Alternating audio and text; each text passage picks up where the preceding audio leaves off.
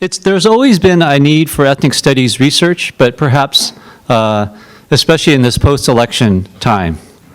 Not that it wasn't necessary before, but I feel the push for that. So it's really great today that we get to feature some of our visiting scholars and faculty members here at UCLA and the important work that they're doing. And so let me go ahead. I have a number of introductions to make, so let me try to go through those quickly. I want to acknowledge each of the 4 ethnic studies centers that are at the core of the IAC. American Indian Studies Center Director Shannon Speed. Shannon, are you? Shannon. And MSO Renee White-Eyes. Renee, are you? I think she's at the table. Renee, come pop your head out. She's at the desk. Asian American Studies Center Interim Director Margie Kagao-Singer. I don't know. I didn't see Margie so far. No? Okay. And then Assistant Director Melanie de la Cruz Viesca. Hey, Melanie. From the Bunche Center, Director Darnell Hunt. And Assistant Director Anna Cristina Romano. I didn't see any. Oh, there you are. Great. Welcome. Also wanted to acknowledge Jan Freeman. I don't know if Jan's here, but she actually wears various hats, including the finances. Jan, are you there? Yeah. Oh, yes, she's there. Jan, take a bow. All right, for Chicano Studies Research Center, I didn't see Chan Noriega, but we have here MSO Connie Heskett, and I don't know the exact title, but Rebecca Epstein wears multiple hats at CSRC, so please welcome them. All right, I think I did see Belinda Tucker's name on the list, but I don't see her, right? She shouldn't have to be here, she's on sabbatical. Margaret Leal Sotelo, are you here, Margaret? No? Okay. All right, so what I want to do now is on the left side of the inside of your program are a number of categories of IAC awardees. The Graduate Predoctoral Fellowship, the Shirley Hume, Parson Grant, and Research Grant awardees for faculty, staff, and students. We have too many people to name individually, but if you're one of those people, could you at least raise your hand so that we can acknowledge your presence and to congratulate you?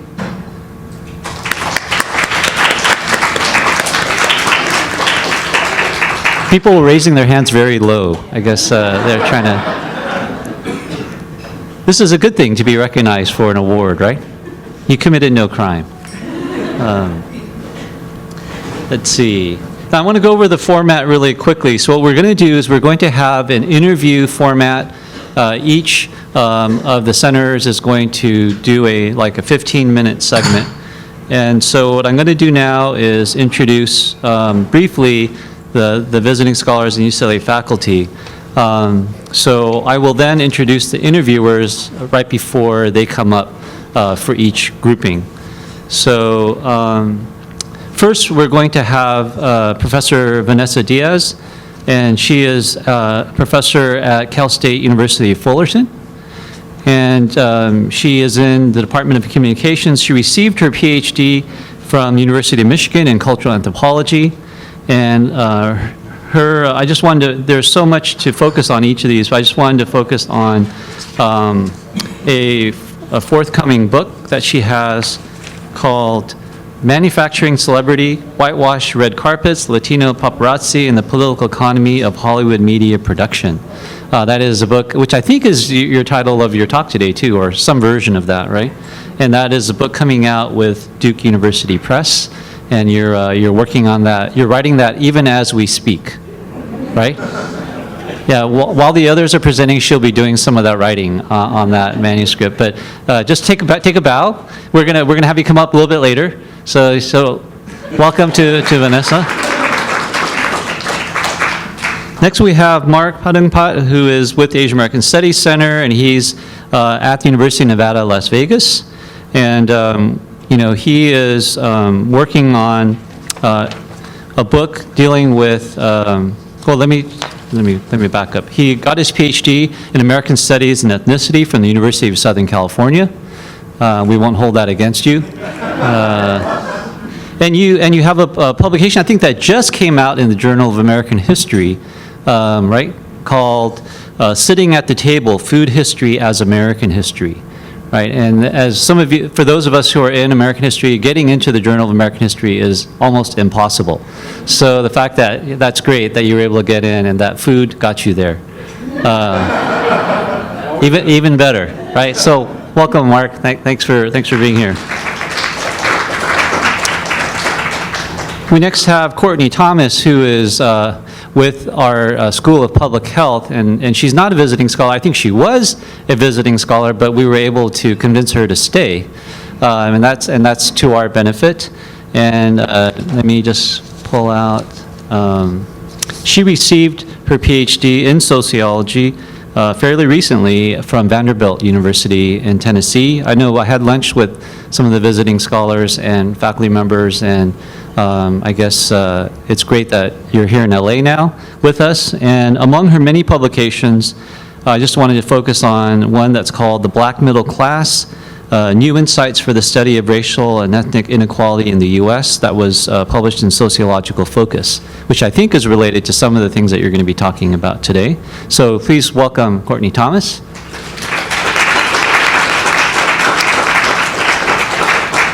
And we have Nat Zappia, who is from Whittier College, and he received his PhD in history from University of California, Santa Cruz, and most recently published in 2014, Traders and Raiders, the Indigenous World of the Colorado Basin, 1540 to 1859. It's a pretty big chunk of time, so that's great. And so I think that we're really glad that you could be with us. So please, let's acknowledge Nat Zappia.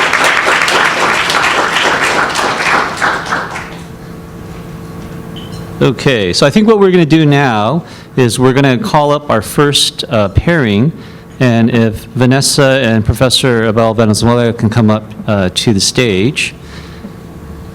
Professor Diaz's title is in your program. It's called Manufacturing Celebrity,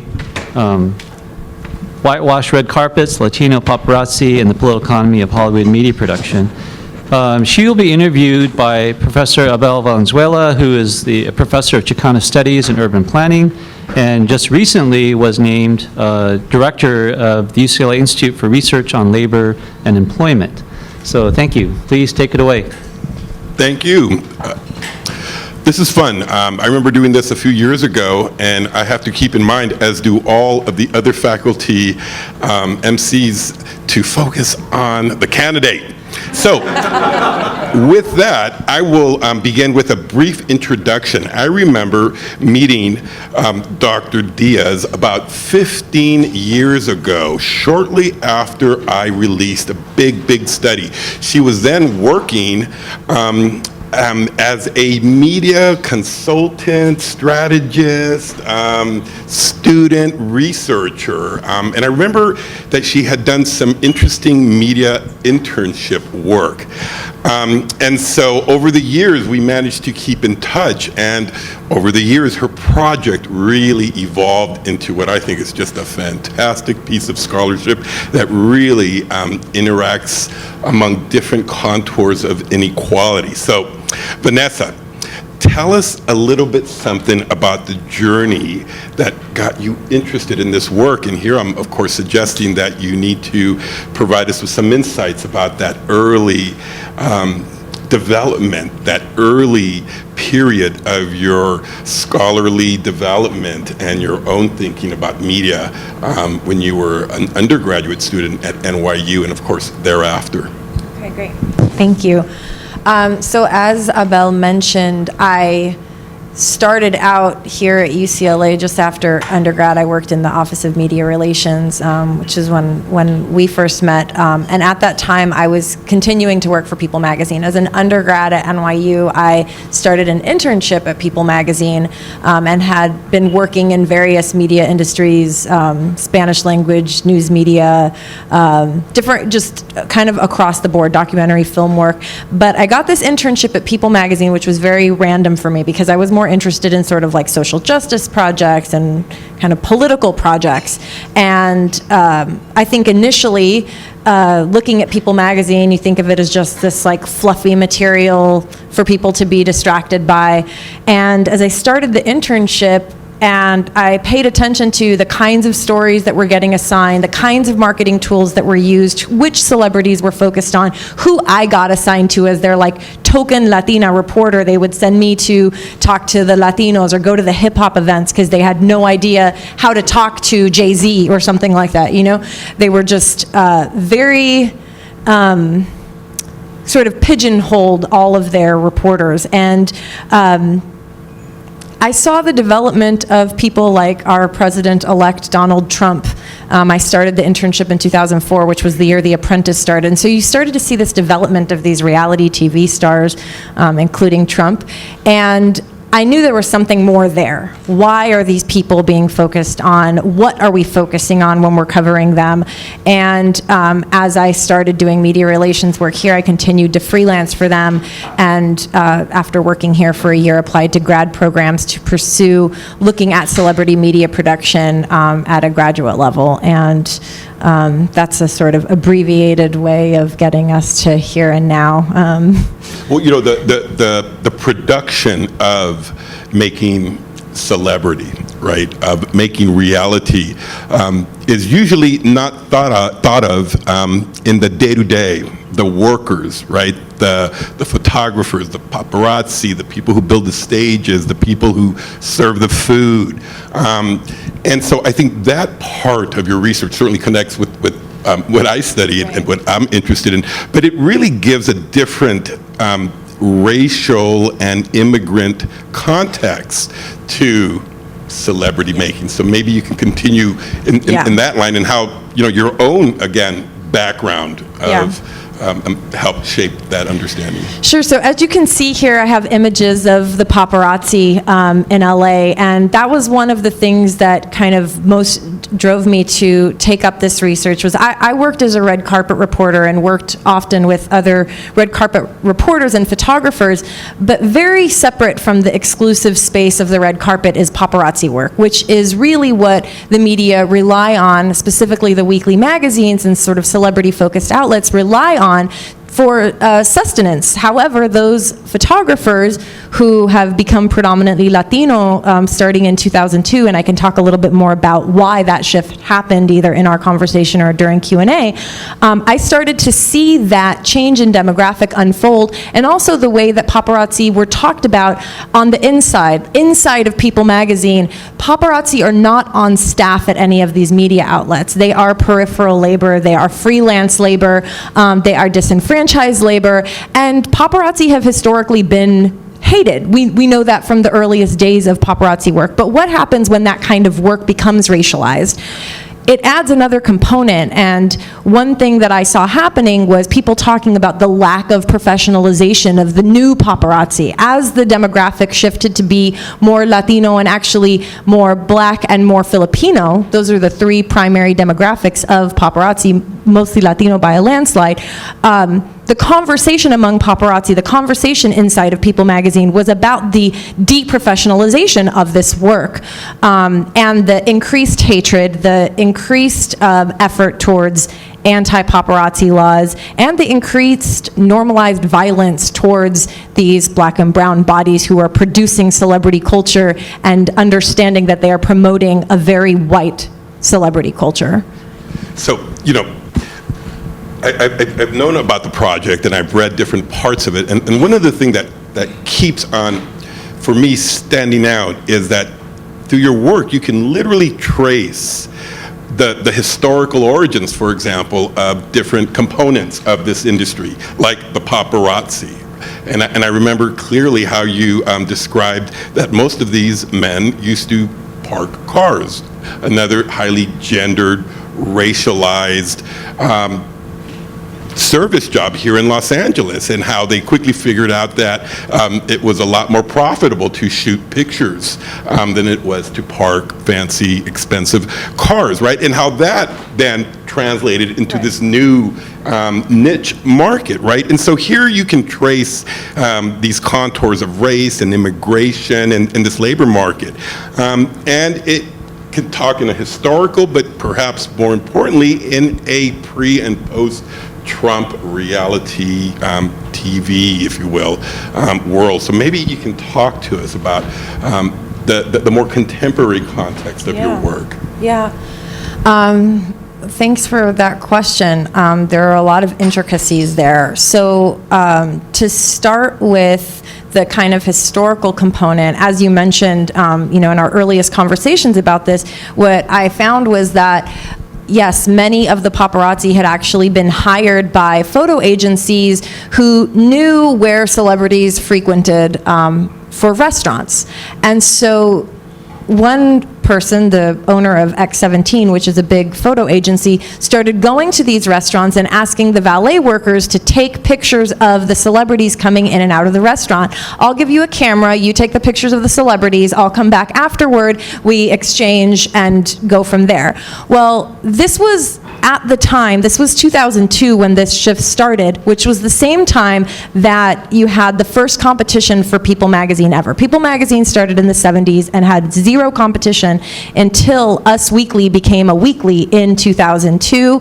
And then you have Star becoming a weekly magazine. You have In Touch coming out just after that. You have OK starting the US version. So there's this proliferation of these magazines relying on paparazzi images and this sudden need for lots more images and access to celebrities. At the same time, you have reality TV taking off, and those celebrities are much more hungry for coverage than, say, Brad Pitt and Angelina Jolie. So getting access to them was more easy. And so the magazines started to promote more people like Donald Trump, who have The Apprentice. They started to promote the Kardashians because there was much more easy access to them. So these things are happening simultaneously. The promotion of these reality TV stars and the expansion of the paparazzi to include people like the valet workers, who then, because the demand was so high, started getting kind of hired full time and then walking away from these valet jobs and saying, well, I can chase Britney Spears or Kim Kardashian 24 hours a day and I can make much more money. So while people might publicly think of paparazzi work as this, scum labor, which is really how it's talked about publicly, for these individuals, they're actually making more money and creating a better life for themselves than they would be doing other kinds of work. I mean, I failed to put this image on the slide, but one of the most interesting images I have is Galo, who you'll see running through the slides many times, the main person I worked with. He did this Photoshop image of a group of the paparazzi, and one of the groups, they have nicknames, this is really big among the paparazzi. One of the groups is called the Home Depots. That's literally how they refer to themselves. And why they're referred that way is because they said, well, we could be standing on the corner looking for day labor to go paint houses making $500 a day. But instead, we take our cameras and we go and we stand on other street corners and we take different kinds of daily labor and make more that way. So the photo that Galo has, he actually photoshopped in Home Depot logos on these paparazzi's shirt, and different kinds of signs will work for photos, that kind of discourse, because they're very aware of their place as not college educated, Latino, both US born and undocumented and documented immigrants here in LA. So there's a very critical kind of interaction and awareness of their position in this big picture of celebrity media production. I believe one of the important contributions of the project is your ability to make both historical and contemporary context, and one of the ones that I think you made quite well in our previous discussion is how the project also traces issues of violence, anti-immigrant vitriol, and of course you then make a connection to whiteness, white supremacy in particular. And so maybe as a way to close out this segment of our presentation, you can talk to us about this particular issue, because I think it speaks especially well to the contemporary post-Trump Trump election. Yeah. I mean, when we think about anti-immigrant sentiment and how it pervades so many different social realms, the paparazzi are certainly an area where they're very targeted because of their Latinidad, and yet the way that they're talked about, race is not part of the conversation socially. When Jennifer Garner testified in front of the California State Assembly to enforce a new anti-paparazzi law, she referred to them as gangs of law-breaking, large, aggressive men, right? Very stereotypical kind of language about men of color. However, because paparazzi have been hated from the beginning, the profession in this case, paparazzi photography, gets used as a proxy for race. So now we can talk about them in these very stereotypical ways, but we're talking about them as bad paparazzi, not as bad law-breaking Latino men, right, who are infiltrating these white spaces to take pictures of white celebrities and make money off of that. And so these anti-paparazzi laws, one thing that I think is really important to point out is that they only punish for the taking of the image. The sale of and circulation of the image is completely legal. You cannot sue the media outlets for buying or publishing. You can only sue the paparazzi themselves for taking the image. So who's getting policed and whose work is getting targeted and what kind of labor is getting targeted is very, very important in this equation. And just to speak to the kind of post-Trump time that we are in, or current Trump time that we are in, as Darnell Hunt and his team at the Bunche Center have been looking at diversity in Hollywood for the last several years, and we've seen the current ongoing criticism with things like Oscars So White movement, that is very connected to this, right? We think of Hollywood as this very white space, but there are people of color doing work in Hollywood, and this is the kind of labor that's being done, and this is how they're being treated. They're being, attacked legally, and they're being attacked physically, and that attack is completely normalized. And so this is part of a bigger project, and it's a white supremacist project, and it's one that really can't be separated from the bigger picture of Hollywood. And I could go on for a long time about this, but I just want to point to this. Chris Guerra was killed working as a paparazzo in 2013. He was my exact age. I saw him training. That bottom left picture is him training with Galo and I. And one of the really interesting things, about this is that his images continue to sell and circulate, and yet he was killed while a cop was ordering him to return to his car after being ridiculed for attempting to take a picture of Justin Bieber. So while he was being ridiculed, he was taking images that continue to circulate and sell and make money for corporate media, and his life and work were not valued. So. We have a minute remaining, so let me give you the floor for a closing comment on maybe what you have in mind post this project, or an additional article or something derivative, so to speak? Yeah, so what I'm working on right now and what I plan to continue doing is kind of shifting from my focus, which has been more on the kind of informal persecution, so to speak, of the paparazzi through the violence, and focusing more specifically on the laws, because the legal component is really powerful, and in those laws we see the way that race and gender and class and immigration status contribute to the proliferation of new kinds of laws, and as I explained, who's getting targeted in these laws. And so that's kind of the direction I'm taking, is the more formalized kind of, whereas I've focused more on the informal components, I'm focusing more on the really formalized, sanctioned kinds of regulation of paparazzi work, to look at also how that will affect celebrity culture. Because we're talking about the laborers who are creating mass popular culture. We're talking about the people who are photographing Britney Spears and all of these people we see every day, and we don't see them or understand the dynamics of their labor. So that's kind of the next section. Colleagues, I would like to congratulate IAC postdoc Vanessa Diaz for her fascinating work. Thank you. Thank you. Thanks to you both and to Chicano Studies Research Center for bringing such amazing work to us. Next, I'd like to call up Mark Padoongpatt and interviewer May Wang to the stage.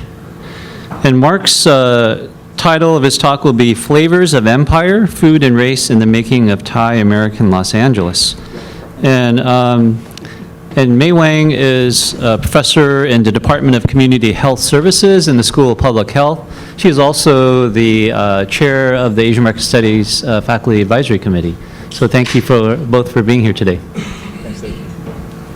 Well, thank you so much for having us here. I think Mark and I, we just met not too long ago, but we had a great conversation. And I have to say my background is more in nutritional sciences. So when I first read his work about a year ago, I actually got really excited because he was looking at food with a very different lens than the one I had been using for decades. And that is in terms of, we would look at food in terms of culture and ethnicity. And here was Mark looking at food and race. So we had a wonderful conversation, and I would like to ask you, Mark, to kind of tell us what made you decide to write this book that you're working on. So first of all, growing up as a Thai American in Los Angeles, I did not want to write a book about Thai food. This was a very clear-cut decision for me when I entered graduate school. Just always being kind of associated with Thai food, and one of the first things people say when they would find out that I was Thai is, "Oh, I love Thai food," and so it would then come to kind of stand in for my actual self, and so that was a big reason why I avoided it.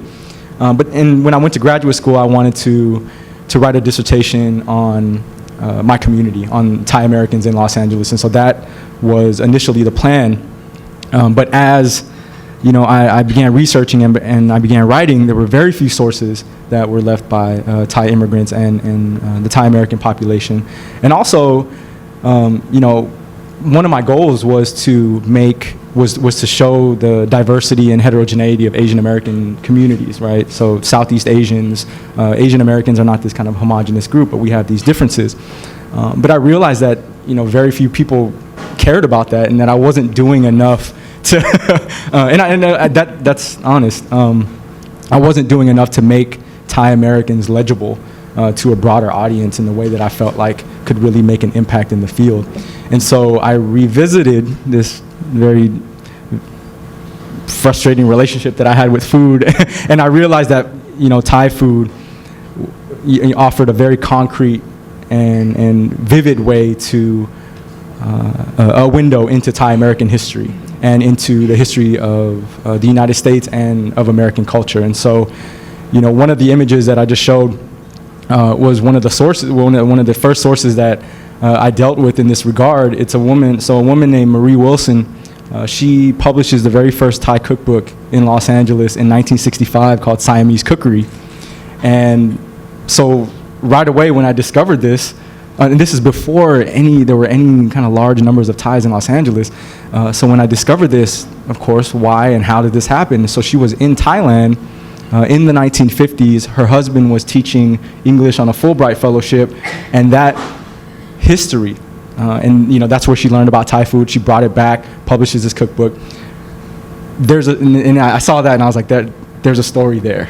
Right, this is about U.S. empire. This is about U.S. intervention in Cold War Thailand. How is this even possible? What led to the growth? What really led to the growth of Thai cuisine in Los Angeles? And so the book ultimately ended up being about Thai food and Thai American identity. And it was a way for me to both establish the first Thai American history book and the first study of Thai Americans, but to also write a history of empire, of Los Angeles, of urban and suburban histories. Wonderful. So I got to read parts of your book. I know you're still working on it, and I was fascinated. There was a section where you talked about how she actually had a really hard time when she went to Thailand, and she had a difficult time adjusting, and she really didn't like her life in a way. And could you comment a little bit on how she kind of went from there to writing a book on Siamese, as she called it, Siamese cookery? Yeah, I mean, I think part of that is through consumer culture, right? So as soon as she starts to cook Thai food, so she had a lot of this was, she was, just kind of uncomfortable living in Thailand, but she was also, she had a number of Thai servants who would cook her food. And in her cookbook, she mentions that a lot of them, she didn't trust them. They would steal from her. And I read that as, these are kind of interesting acts of resistance, right? So you have a woman here who is, living here from the United States, and without actually, without hearing their voices necessarily, you can see that some Thai people were sort of resisting. But I think her shift, she becomes fascinated with Thailand via Thai food. And so as soon as she starts to try Thai food and start to prepare it, then she becomes fascinated with it. And then, that kind of, I think, did this kind of get you thinking about food and race as opposed to food and culture? Because you talk a lot about the difference between the way most people think about food and ethnicity.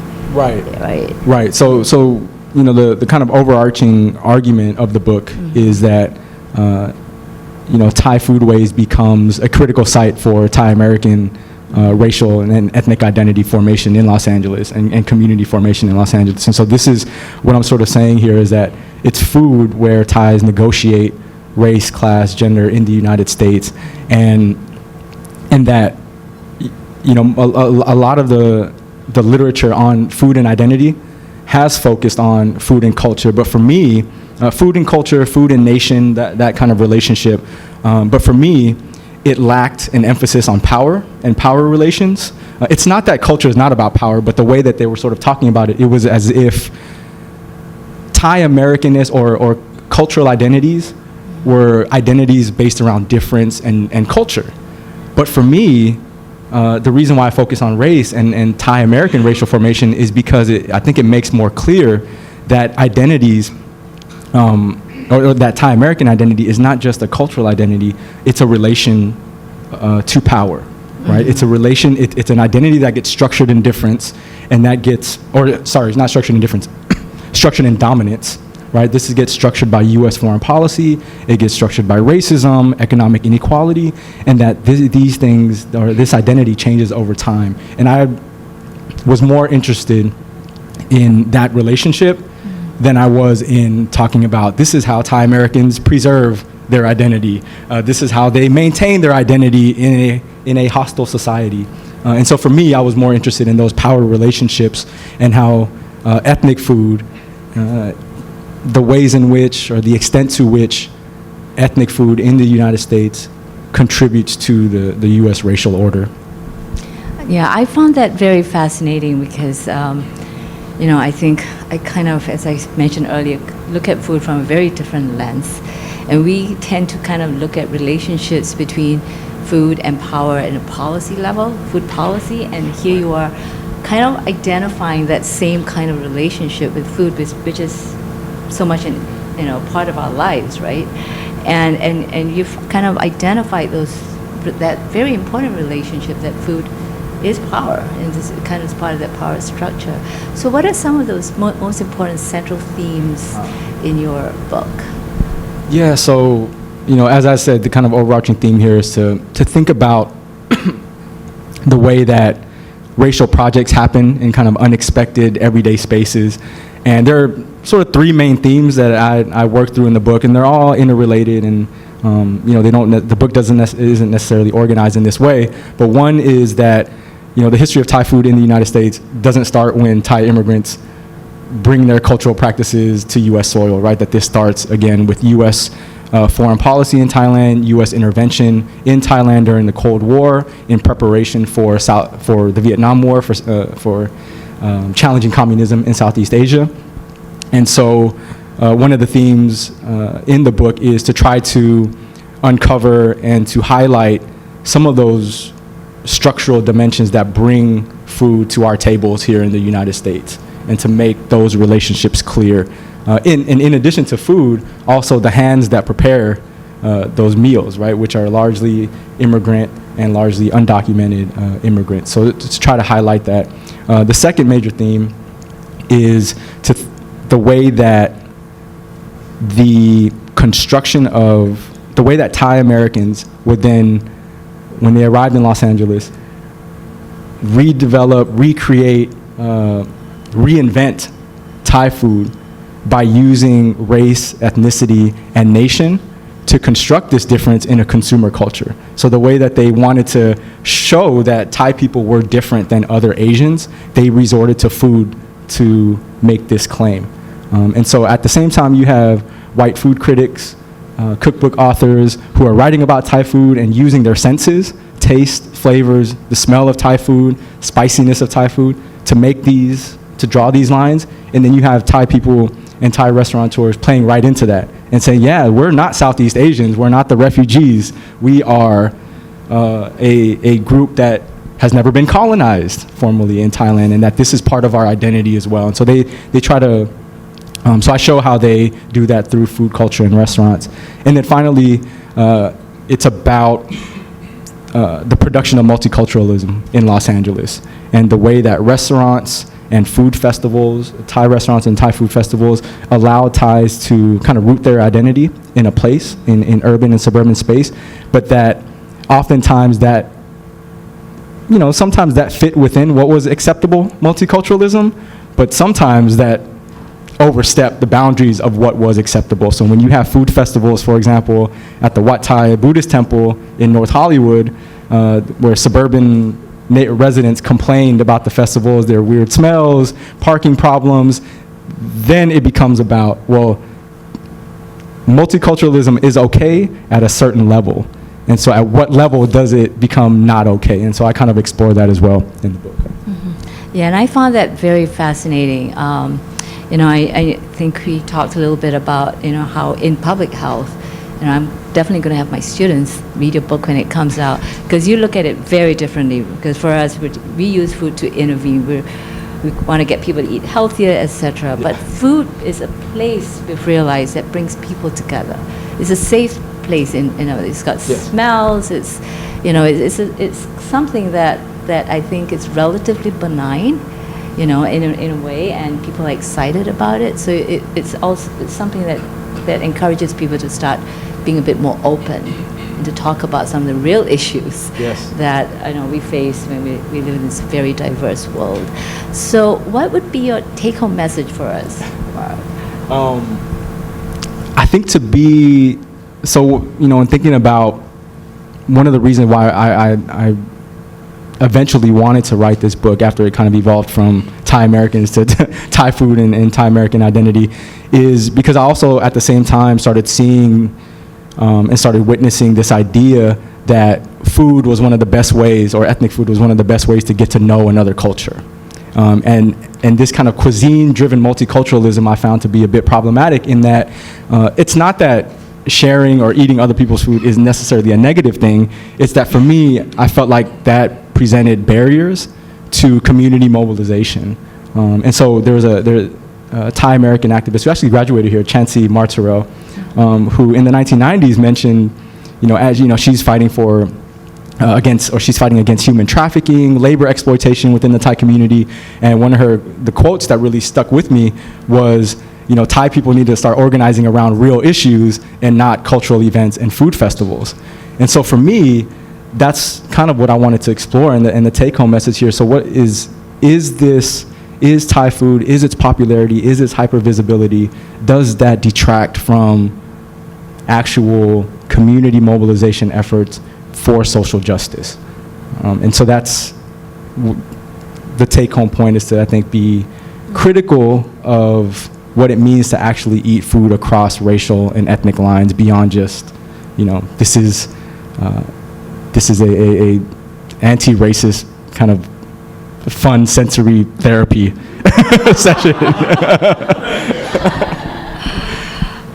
Well, thank you so much, Mark. I have to say I really enjoyed your writing, and I'm trying to, as he knows this, I'm going to try to drag him into the world of public health interventions, but he's he is a writer and he's a thought thinker, and we really appreciate your time here.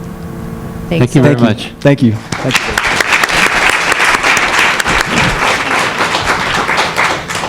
Next, we'll have Professor Courtney Thomas, and who will be presenting on the racial self-awareness framework, reducing risk and enhancing resilience to improve the health of African Americans across life course. Please come on up. And the interviewer will be Darnell Hunt, who is professor and chair of sociology and also director of the Bunche Center.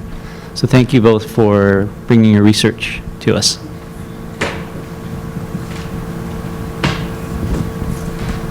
Well, good afternoon, everyone. Really happy to be here and to have this chance to have a conversation with Courtney. So Courtney, we're really happy to have you. By the way, for those of you who don't know, Courtney is a research associate of the Bunche Center, so we're really happy to have her, even though she's housed in her primary appointment in Department of Community Health Sciences in the School of Public Health. She does very interesting work that cuts across a number of different fields. And in fact, in this particular project, you have something that you refer to as the racial self-awareness framework. Can you talk a little bit about what that is and what you mean by that, what the goals and the components of that are? Sure. So it actually touches on some of the issues that some of the other scholars mentioned during their segments. And it really was motivated from thinking about the ways individuals experience race within particular spaces. And some of my earliest work, as David mentioned, looked at the Black middle class experience and trying to understand why, for African Americans, we don't always see the expected positive health outcomes you would think you would with, higher education, income, more prestigious jobs. And so, in exploring some of those issues, what I started to see, particularly within some of the sociological literature and qualitative research, is this understanding among middle-class African Americans of having to be on, or a particular type of awareness of being Black within a white space. And this would occur on college campuses and different workspaces and neighborhoods. And so individuals would qualitatively describe these experiences and discuss, the feelings that they have to look a certain way, they have to talk a certain way, they have to try to do things to avoid stereotypical negative behaviors, feeling like they have to represent all African Americans. And so as I was reading these things, a lot of times they would talk about these experiences as being so stressful, they were super tense, it was, it made them anxious. And, the health scholar in me was like, well, why aren't we measuring this? Right, right. Because in the health literature, we're just now getting a really good understanding of how things like racism and discrimination at the interpersonal level really impacts health and well-being. Sure. And as you all can see, there's the framework there. There's different components of it. And so what I tried to capture with racial self-awareness, or RSA, is actually trying to empirically measure what it is about recognizing that you're Black within a white space. And so this construct has a few different little components to it, but there's an awareness component. So once individuals walk into a space, how aware are they that they are one of the few or maybe the only person of color within that space? And it's not just a numbers game. It's about recognizing the historical and contemporary implications of being Black. Right. And understanding that their identity might be devalued, they might be challenged or threatened because of their race within that particular context. Sure, sure. And so just trying to, what the framework does is understanding how that experience essentially transforms the stress and coping processes among Blacks. Sure. I think a lot of us are familiar with something known as stereotype threat, which is something that is sort of, we typically talk about in the academic setting when people are taking standardized testing and that type of thing, depresses scores. Yes. Is that related, functionally to the type of thing you're talking about here? Yes. Yeah. And so RSA is, I would say, almost a precursor to stereotype threat. And so in order to get to the feeling of of that knowledge of those negative stereotypes and then feeling the threat from that, and then, some of the negative implications that might have on outcomes. The precursor to that is the racial self-awareness. And so it takes actually being aware of one's race within this particular context, understanding over time what that means, and then how individuals have these negative expectations for your group, and then what that means for you as an individual. Sure. Does everybody know what stereotype threat is, by the way? You familiar with the term? Great. So we don't have to do a primer on that. Okay, great. Okay. Another lecture. So there are all these terms that I think are central to her model, and I want to kind of walk through a few of those. Another one is diminishing returns hypothesis. You talk about that. And what does that have to do with the relationship between race and stress? Yes. And so the diminishing returns hypothesis is this argument that's starting to really gain popularity within health research. And what it does, it explains some of those unexpected or paradoxical findings that we're starting to see. And so traditionally, we see the relationship between socioeconomic status and health. It's usually the more education you get, the higher your income, the better paying or the better quality of job that you have, the better your health, right? Makes sense? But we don't see that among it doesn't work that way, right? It does not, unfortunately. Okay. Right. And so what the diminishing returns hypothesis suggests is that the reasons, among several, that we may see that is that blacks, regardless of socioeconomic position, face greater stress exposure than other groups. And so they get fewer returns or diminishing returns for every increase in socioeconomic status. And so I would imagine that researchers in public health, they're making links between findings like that, and I guess the long-standing realization that African Americans suffer from hypertension more than other groups. Is there a link there that people talk about? Sort of. Okay. One thing that you did mention is that my work is really trying to bridge a number of these disciplines. And so there's so much, a lot of really great research going on in psychology and sociology and public health, but we don't always talk to each other. Right. And so it's a lot of these streams of research are really occurring within silos, particularly thinking about social stress and psychological stressors like discrimination and then like some of these RSA kinds of processes. Sure. But we're not necessarily, at this point, we haven't done the greatest job of linking that to these huge population level differences in health. Okay. Now, I remember your talk, your job talk done in public health, and I was particularly intrigued by this notion of ambiguous discrimination stress. Yeah. I thought that was really interesting. Can you talk a little bit about that? Sure. And as Darnell mentioned, I love lots of different acronyms and different constructs. But it's the field you're in, right? Yeah, Okay. it's kind of what we do. And so ADS. And so ambiguous discrimination stress, it's actually part of the broader racial self-awareness model. And it's tapping into those experiences that African Americans and other minority groups often experience when they're wondering whether some treatment that could be positive or negative is due to racial bias. And so what is really important about ADS is that it's a departure from our kind of typical approach of trying to measure all these different discrimination incidents. Were you called a racial slur? Were you treated with less courtesy? And those are very important, and we've done a really awesome job of understanding how they are linked to different health outcomes.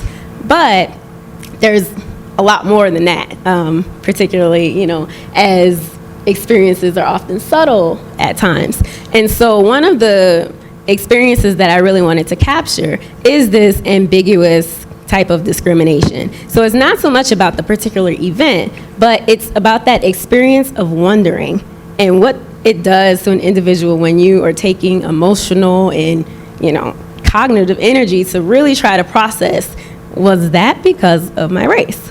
And so what my work actually shows is that among African Americans, that experience is very common. In a sample of African American adults between ages about 22 to 69, and it was a recent study in Nashville, we actually showed that about 14% of those in that sample experience almost daily experiences of this ADS, and then about another 40% experienced it at least once or twice a week. And isn't it true, I seem to remember this, and this is what particularly struck me, that it was actually more common the more affluent you were, or the more... Oh, yes. You want to talk about that a little bit more? Mm-hmm. So, more highly educated and higher income blacks reported the most frequent experiences with ADS, and then we actually saw that it had a worse impact on their health. A lot of that, I would imagine, is because of the types of settings they're likely in, where they're exposed to other groups and have to interact in that way. If they were in sort of racially homogenous settings, they're probably less likely to have those stressors. Exactly. So you're kind of bridging, I don't know, public health, sociology, psychology. What type of measures do you use to kind of arrive at these findings? A lot. A lot. And so a big kind of goal in my work is to really advance our measures. One thing is that I think we have a really good theoretical understanding of many of these issues. You know, I'm definitely not the first one to talk about ambiguous experiences like that. However, my goal is to bring that to our national health studies and our, large-scale research projects, so that we can actually understand what is this doing for the health of various populations.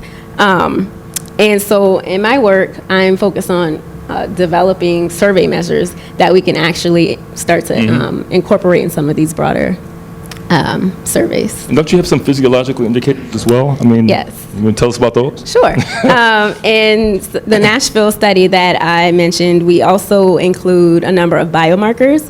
And so those allow us to kind of tap into the physiological impacts of some of these more subtle stressors, which is surprising because you actually start to see over time there's this wear and tear on the body that these really subtle and these kind of rumination experiences can actually lead to worse health than some of the more blatant discrimination that we typically measure. So maybe you answered this already, but I'll ask anyway. So what surprised you most about what you found over the course of this project, which you've been working on for quite a while now? Yeah, the screen actually has it up too. Perfect, good timing. So what we see there, this is from the ambiguous discrimination stress study. And one of the really surprising findings was that these patterns are quite different among Black women and men.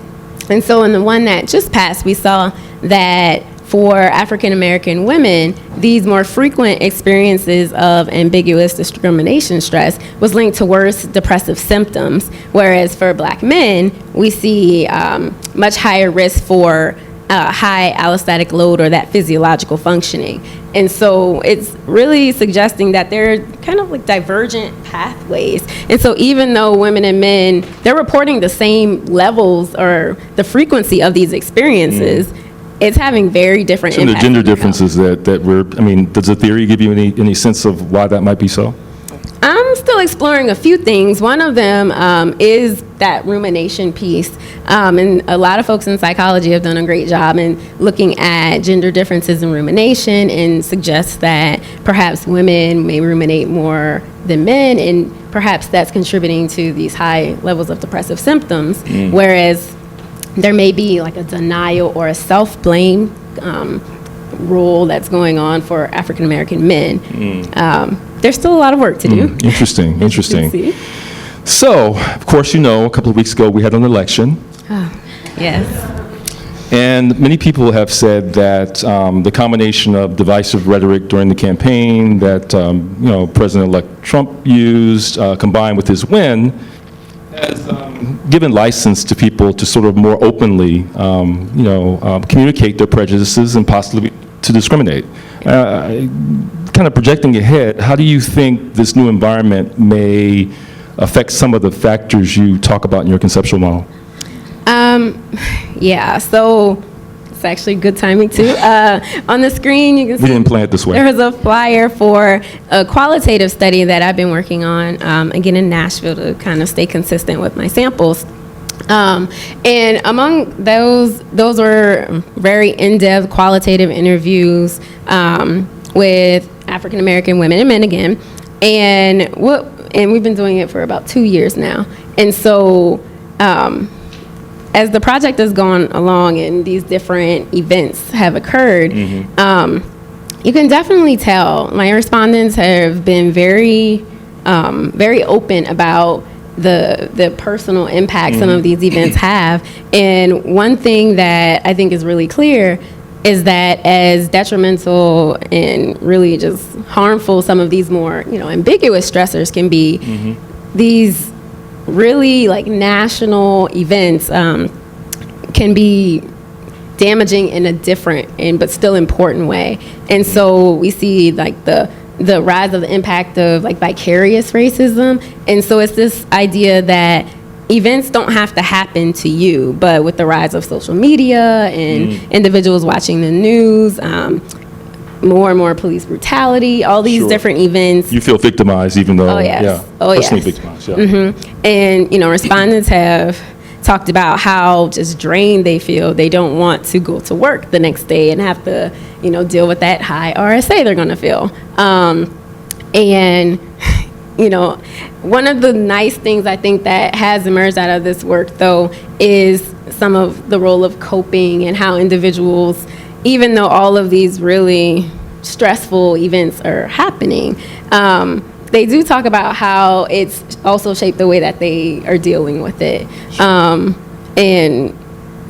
it's very interesting is how people are bouncing back in a lot of ways. And so one kind of part of that is, we call it racial realism, and thinking about how for a lot of African Americans, racism isn't new. It's not like they just woke up after, election and it was a surprise. It wasn't. And so maybe the election reduced some of the ambiguity, huh? Right. And, one thing in the work is that for some people that can be helpful. And so I think one thing with this work is trying to understand the broad range of how these experiences impact people. Is not, one kind of response among the Black population. There's a lot of heterogeneity. There's a lot of, socioeconomic status and many factors that shape how these things work. Great. I think we're about out of time, but one quick question. What's next? Where are you going with this? I'm still working on those measures, and trying to, get those validated so we can actually use them. And also working on trying to understand the role of some of these coping strategies a lot more. I think a big part of our work, we focus on risk and we focus on stress, and those are, very important, but we also need to try to understand what are people doing that actually works and that is protective. And so thanks so much, Courtney. Thank you.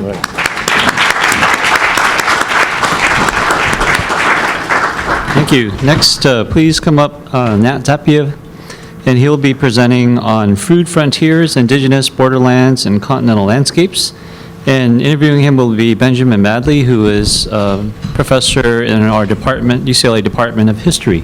So thank you. Thank you. Hi, everybody. Well, thank you for all being here this evening. It's a pleasure to see you, and it's a great pleasure for me to be working with Nat Tapia. We have known each other for some years now, and he has routinely come here to UCLA to the graduate seminars that I've been teaching since his book came out, Raiders and Traitors. So I want to begin first by talking about this book. As you mentioned, it has a capacious geographic and temporal range. This book covers the region from the Channel Islands all the way out into New Mexico and the Rio Grande Basin, and it extends from the early 16th century right through to the late 19th century, and yet students always seem very happy because it's one of the shorter books in our big new Indian book series. That's a trick. No, but it comes in at less than 300 pages, which is kind of astounding when you think of the number of different peoples that it covers, indigenous and newcomers, the environments that it covers. And one of the first question I want to ask is about that book. How did you figure out the lens that you've calibrated that is kind of looking at the world of the Americas from the inside out. How did you come up with that? Well, first, thank you. I'm thrilled, honored to be here, and I wanted to give a shout out to the folks in the AISC and the IAC, excuse me, and everybody else. It's a real honor to be here, and I guess there are three things in the book that I really wanted to tackle, and that's one is it challenging, as you know, as historians. Historians are somewhat conservative in terms of their methodology and the way they think about a lot of things, and particularly with Native American history. And so one of the things I wanted to do in the book is to disrupt historians, what they think of as their grip on time, their understanding of how history actually, they're the ones that tell the history, so therefore they know the history. Also space, thinking about landscapes. And the third thing is the complexity. So many times with Native history, there is a compressing of all those things and an ignoring of all the indigenous ways of understanding time, space, and my new project, food and foodways and food systems, political economies. So what I want to do in the book was to take a huge time period, make it short for the students to be happy, but more importantly, to kind of give a real broad lens, a real kind of a sense of how these broader political economic trends shaped not just the Colorado River, but all of North America. And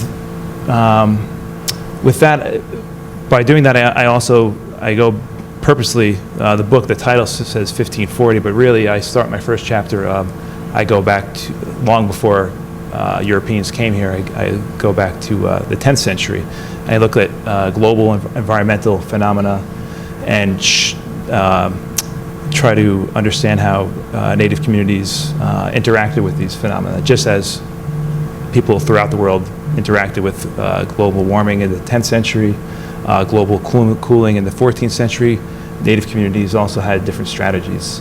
So I try to look at places around the world as a kind of a comparison to this landscape and look at it over a long time period. So that's the first thing. It's kind of disrupting this idea that there's a prehistory. That's something that's imposed on outsiders, posed by outsiders on, especially on Native histories. This idea that somehow Native histories are pre, and then European histories are history, right? And the second thing I wanted to tackle was this idea of the interior. You mentioned this inside out. So many times when historians talk about, especially early American history, it's from east to west, right? This idea that the Europeans from the Atlantic brought all these things of so-called civilization that didn't exist before, and they brought history with them, and then that swept the continent from east to west. So what I wanted to do is look at indigenous power, indigenous political economies, indigenous histories, starting from the interior, look at how they shaped these coastal events that would come to be known as American history. So that's the second thing I wanted to do in this longer time frame. And I think to be more effective, I think having this broad time period was important because I used the Colorado River as the centerpiece of the study because, of course, all of us here today in Southern California, throughout the West, rely on the Colorado River. It's the great thing that's hidden in plain sight, right? This idea that none of us would be here without the water coming from the Colorado River. And the Colorado River and the problems, the environmental problems, the challenges that Native communities on the Colorado River today are dealing with, and all of the water issues that we're dealing with are very modern problems. But the Colorado River has been important since the first Europeans came here. The Spanish, who sailed up in the 1540s, tried to control it, and long before the Spanish came here, it was an important political, economic choke point for trade. And so I saw looking at this longer history of the Colorado River is crucial to really understanding how all the things that happened after 1492 took place, or kind of basically using these earlier histories, longer histories, as a way to show how they actually dictated European, colonial, and American history. There's a marvelous moment in this book where Nat is analyzing one particular beautiful basket, and he talks about how the entire cosmology, the entire worldview of the people can be seen in the weaving of this basket. And it brings me to a question that I have, which is, you have this idea about the indigenous archive. Where did that idea come from for you, and how do you deploy it to retell an American Indian history from a more indigenous perspective? Well, the Indigenous Archive is something that comes from Native America. Thinking about sources, again, many times historians, non-Native historians in particular, when they still today look at early American history, they discount or don't even look at Native sources. They don't think of it. They think just solely, when they think of archives, they think of written records, colonial documents, whatever they might be.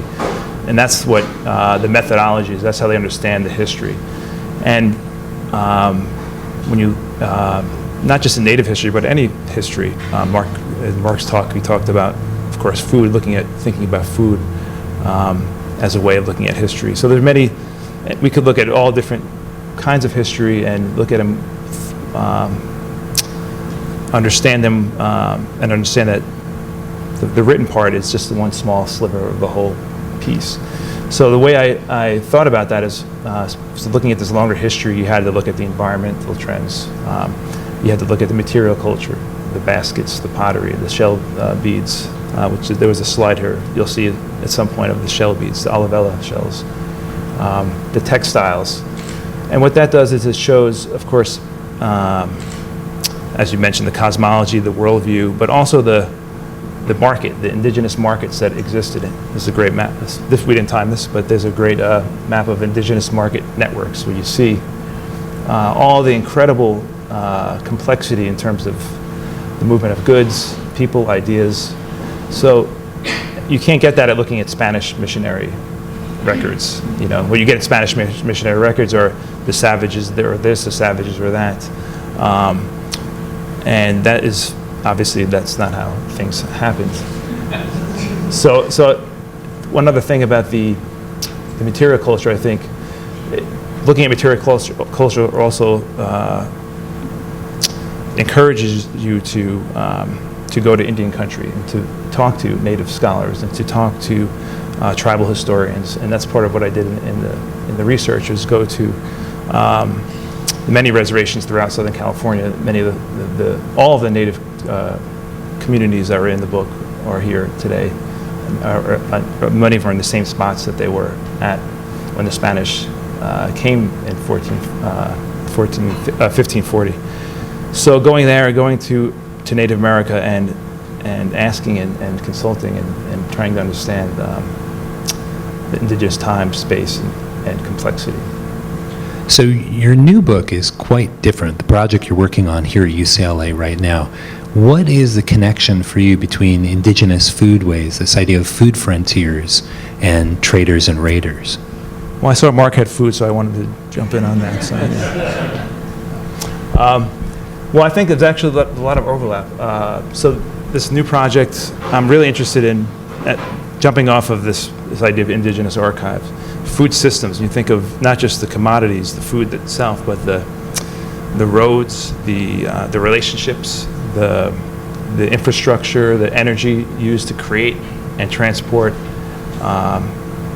and to create communities around food. That's the thing that I'm really interested in, thinking about food systems. And it's another way that Native people have been erased from history. If you look at early American history through a food systems lens, what you quickly realize, and not even talking about corn, which of course is the most obvious way to think about Native power or Native influence on American history, but all the other things, the roads, the indigenous commodities that were produced and traded. You have a different sense, once you understand that through a food systems lens, it's a completely different understanding of not only Native history, but also European history, American history, and the directionality changes. Again, instead of going from east to west, it's going in all different directions, and it's coming out from the center to the coast. And really what I want to do in this book is to really look at the heart of the continent and think about the interior spaces as really generating history. As you can see here, Cahokia, this is the 21st century, but the image before had was Cahokia, which was a native city, which is now St. Louis, in the 10th century through the 13th century. A city of almost 40,000 people. It was as large as London or Paris was during the same time period. So, and there were many other urban areas throughout Native America, and many of them were in the interior, not on the coasts. So it's an idea of rethinking not only Native America, but also using food as a way to understand our relationship with each other today. So I think the project is also about ultimately about food justice and thinking about how indigenous sovereignty and indigenous food sovereignty is something that, of course, many people are fighting for today. But also, it's a way for us to rethink policy and rethink all of these things we've been talking about today, whether it be race, class, ethnicity, and the environments. Can you talk about that a little bit more? There's sort of new emerging discussion about reservation lands and especially the urban cores of many American cities being food deserts where people have lost access to nutritious, fresh foods. How do you see the connection between this longer history and the current struggle for food sovereignty in Native America today? Sure.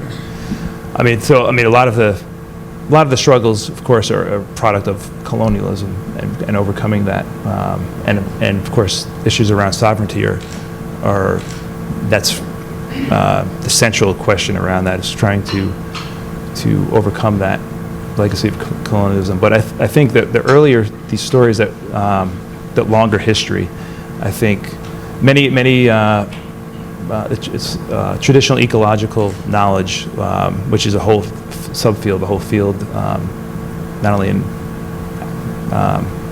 the universities but out in the field where policymakers, nonprofits, farmers are going to native communities and relearning how to grow food, relearning how to interact with environments, relearning how to live, not just live more sustainably, but enact policies that actually reinvigorate food systems. So that's something that's happening on reservations and in rural parts of Native America, but also in the urban areas. I think there is as many of us know, the food justice movement that's going on, and it's a way for communities, as Mark had touched on before, for communities of color and poor communities to rally around, to use food justice as a way to deal with the historical legacy of many of these urban spaces. Now, when people talk about the farm-to-table movement and seasonality in cooking, obviously this is a very indigenous idea, but you have more than an abstract foodies or scholarly approach to this. You've actually had hands-on experience in these issues. Did that help can you talk about that and how it informed your work? Sure. I'll stop with it. I think that is essential. That's the core of what I'm interested in. And this is idea that historians, the best history is the history that is active, that is engaged, that is applied. So I think, so I've worked in nonprofits throughout Los Angeles on food justice issues, and what I've noticed is first of all, many of you probably know this, but the first farmers market was not in Santa Monica, but in South LA, in LA, and that says a lot about the understanding of how communities, not just in the west side or in the wealthy parts of town, understand food and this farm-to-table thing, but that food is a core to advancing economic and cultural sovereignty. Well, thank you very much for being here at UCLA. Matt, I'm going to ask you to stay. If we could have the presenters come back up on the stage, we're going to have some time for Q&A. Just we don't need to have the interviewers, but the scholars who presented. If you could come back up. I think we're going to put some more chairs up there.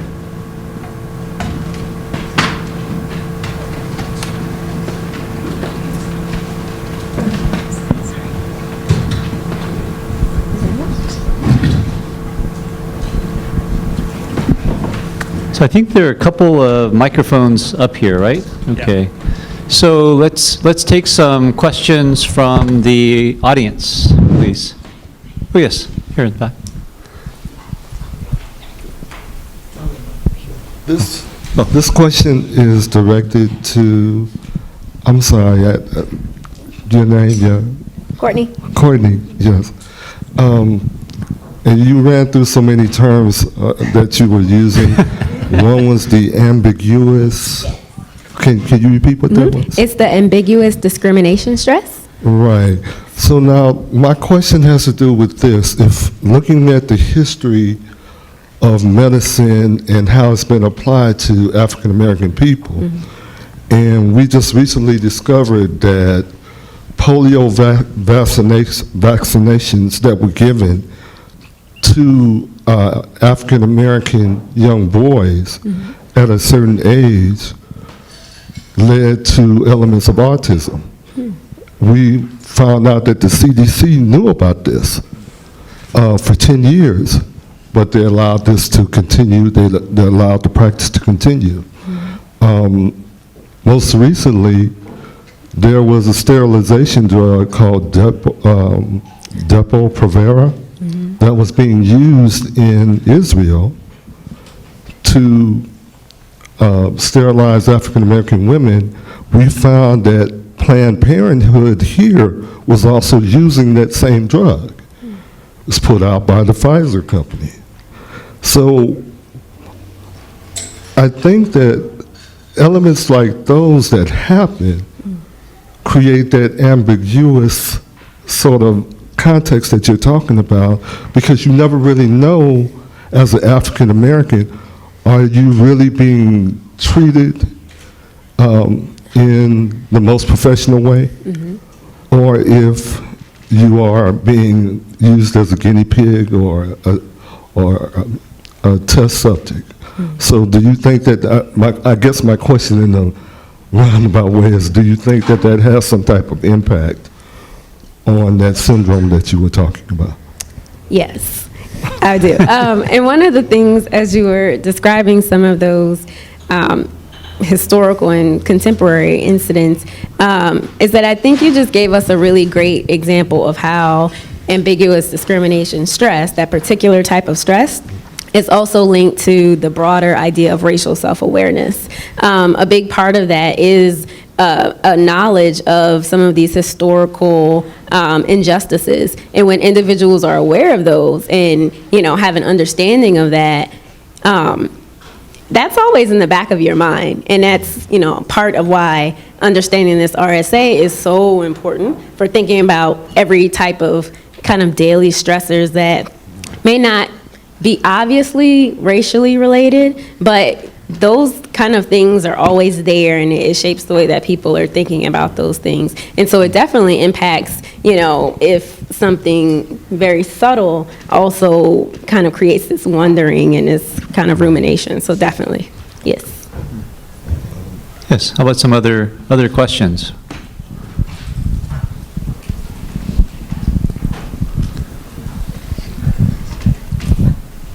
Hi, this question's for Mark.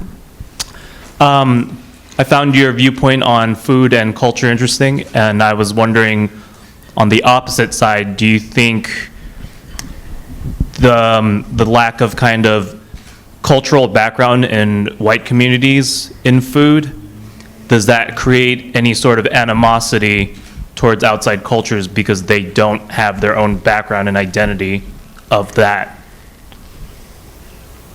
Does that make sense? So the question is whether or not communities of color have that animosity towards? The opposite, actually. Because of the white communities lacking that kind of background, like historical culture, particularly in America, because they, rather than identifying as their particular culture, it's just mostly considered white. And if that leads to any animosity towards people of color because... Exactly, because they don't understand that kind of cultural, where things come from, like, because you're saying how food has a very big effect politically, and I agree with that. I'm wondering if that creates the kind of dissent towards the other side because they don't have those experiences. Maybe this is a way to get at that question.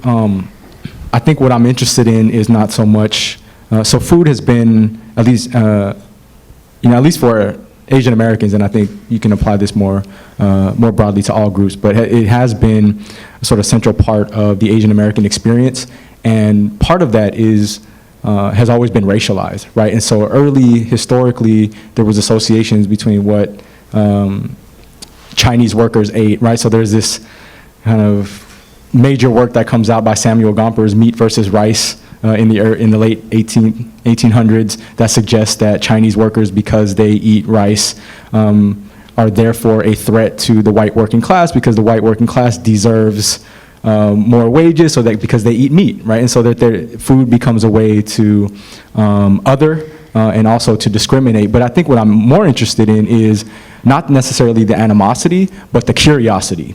And then how that curiosity reinscribes and also perpetuates racial thinking as well. And so it's political in that way. So not necessarily the animosity because we know that exists.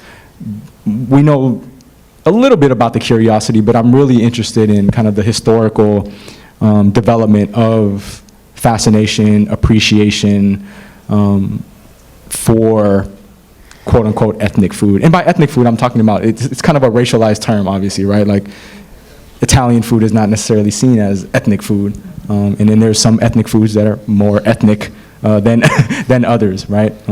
So maybe that kind of answers it. Okay, thanks, Nelson. All right. I think, is it Ms. Diaz? Yeah. Okay.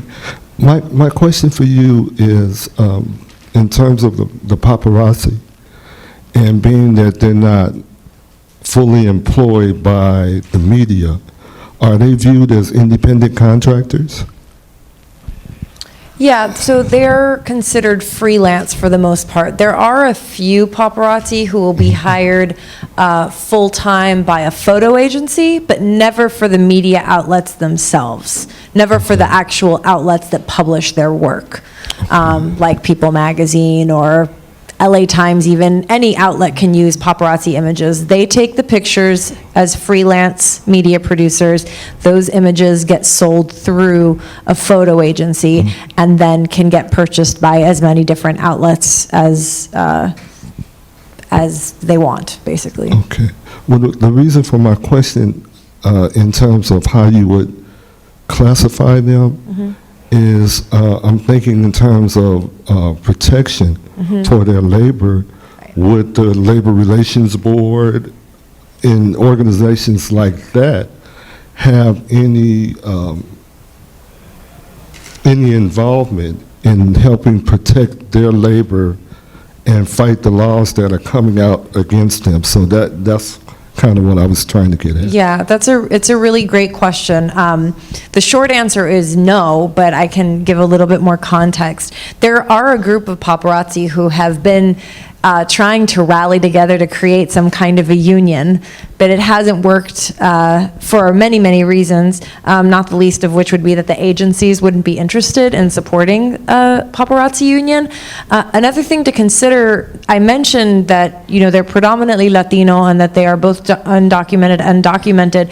At least in the beginning, there was a lot of under-the-table kind of payment happening, and that continues to happen. So for undocumented paparazzi, they will have someone sell their images on their behalf. So there's a lot of sort of third-party selling going on. I am, documented, so I provide my social security to a photo agency, and then I take the photos of these 3 other paparazzi, and I deliver those to the photo agency, and then I get a cut of whatever's sold to them. Or they sell me their images for a flat rate because I know that I'm going to make at least 200, so they give me, I give them 200 and know that I'll keep the profits. So there's money being made at various levels, and it is very informal labor. I mean, that's, I think, the best way to put it. It is very informal labor, and so the ability to regulate that, the ability to protect it is not there, but there's also not an interest in that. The people making the most money from these images are the agencies and then the media outlets that sell, whether it be via TV or print, and they are invested in keeping this labor unprotected and continuing to promote and support laws that make it so they are never the targets, regardless of what kinds of laws get implemented. As long as the informal laborers are the ones who are sued and criminalized for the work, then they are free to continue profiting off of it. So there are various levels of investment in continuing to perpetuate these laws and to keep the population as vulnerable as possible. And they're already vulnerable. It seems like it parallels other industries where like the top of the food chain is kind of protected from all the kind of subcontracting stuff that gets done, at these other levels. Absolutely. It's really, part of the larger global political economic shift that we've seen that kind of creates these spaces for these unlikely laborers. It reminded me a lot of, sorry, I was just going to jump in.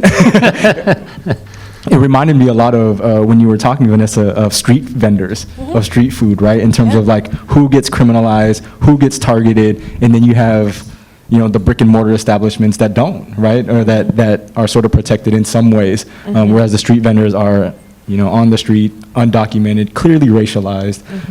There's differences, but I think it made me kind of think of that. Absolutely. And the investment in continuing to maintain the informality there that keeps the population vulnerable. Sorry to cut in and bring it back to food, but I just wanted to comment that actually really reminds me of how the food industry works too, because food production is the same thing, where the bottom is a lot of undocumented workers, and they're the ones who kind of take the butt of everything that happens when they're invaded by Homeland Security and all these things happen to these big corporations. All the people at the top are untouched. They're the ones doing all these illegal things, but they don't even get touched. It's everybody who's at the bottom who suffers, and it's very interesting that's happening out here in that Hollywood environment too. Well, just to add, there are many different sort of parallel economic structures that you can connect to the paparazzi. I think one thing that differentiates it from other industries is the fact that all of the people who I showed in my slideshow, they are the ones directly interacting with the most powerful people in this country. They are taking pictures of Brad Pitt. They are taking pictures of Jennifer Lopez. They are taking pictures of Ben Affleck. They are with them like this, right? And yet the agency that these different individuals have is such a stark contrast. And I think that when we look at the production of celebrity media, aside from the paparazzi, it's quite glorified, right? Like, oh, these celebrity reporters are on the red carpet.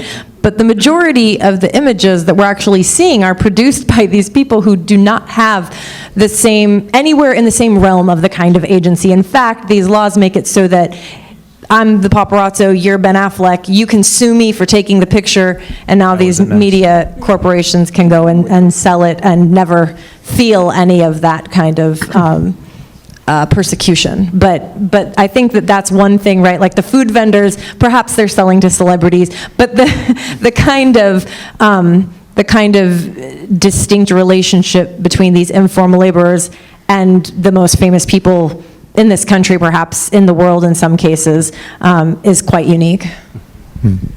I'm sorry, we're running, okay, let's Okay. yeah. I have a question for Nat, and both in your previous project, Traders and Raiders, and the food project, you mentioned something about wanting to look at the heartland and then see how that filters back and affects the coast. Could you talk a little bit more about that distinction? Sure. Yeah, well, so much of, well, it's two things, I guess. One is throughout,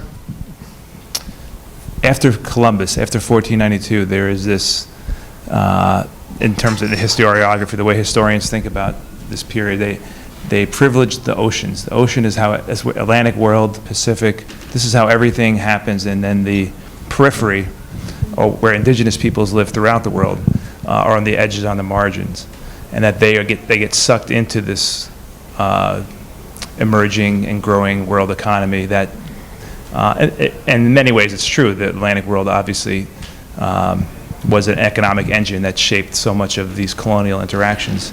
But what I wanted to do with this project and in Traders and Raiders is to show that actually on the peripheries is where you have, we have not only have indigenous power, but it's actually not a periphery because these are places where colonists, where Europeans were going to try to negotiate commodities like furs or pemmican or buffalo, all these different things that they relied on native producers, native power, native political agency and cultural agency in order to get into these trading relationships to enrich the world. So basically the world economy. So the idea is to look at these interior spaces, and in the new project, looking at especially food production, which is of course, obviously the oceans we still hopefully will continue to be able to fish. We don't eat all the fish, but we get our food from the earth, from the land. So it's this idea of looking at the interior and where we grow our food and where we've always grown our food and where a lot of power comes from that. And you can see throughout world history, and for most of world history, the biggest empires are the interior empires, from the Mongols to the Safavids to the Ottoman Empire. You could name many empires that powerful communities, powerful societies that got their start or they got their energy from the interior rather than the coast. So it's a larger, and once you start looking at that, then you start rethinking indigenous history and indigenous power within these colonial histories. I think what's interesting about all of your projects there are certain ways in which I think that there are actually these policy implications for the work that you're all doing. And I think that oftentimes when we think about ethnic studies, we don't often think about the connection to policy. I think there is a connection, obviously, to social justice, and I think that connection is usually much more evident. But there are lots of ways in which I think all of your projects really have these kind of policy implications, too, in ways that we might not normally think of. Right, so when we think about reality TV or paparazzi and then food or whatever these other areas, maybe Courtney's, your work probably has more of the policy implications, but what I really like about your project is that you're trying to really have these empirical markers for things that are really hard probably to really track, even though I think from when you were talking, I could see in the room, everyone kind of understood what you were saying because maybe many of us have already experienced that in our kind of daily lives. But to be able to try to track it is a harder part. So who knows what will happen in this new administration for funding for those kind of things. But I'm hopeful that the research that you all are doing is really great. So thank you for bringing that research to us and to UCLA. So.